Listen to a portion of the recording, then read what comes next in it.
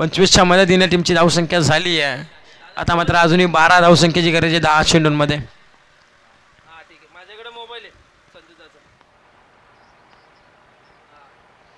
इथे देखील कव्हरला उडवला चेंडू, डी पेक्षा कव्हरला, लॉंग ऑफच्या मधून चेंडू चाललाय. 1 टप्प्या कॅरीस येतोय. 4 धावा चौकार.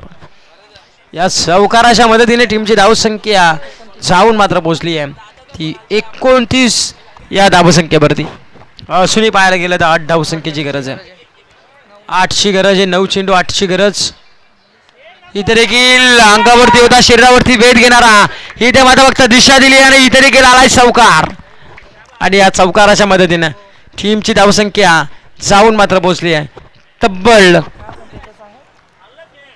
33 या धावसंख्येवरती. शेवटच्या 4 धावसंख्येची गरज आहे. 8 चेंडू 4 धावसंख्येची गरज आहे. मी म्हटलं होतं पायरमा संघ असा आहे कमीत कमी चेंडूंमध्ये धावसंख्या करू देखील शकतात, कारण की बक्षीस तेवढं ते गोल लागलं होतं. फुलटॉस चेंडू ऑन साईडला, ड्राईव्हचा फटका आणि इथे 1 टप्पा कॅरीस, विजयी चौकार. आणि हिथून क्वालिफाय होणारा पहिला संघ आपल्याला भेटला आहे. येस पायरमाल संघ.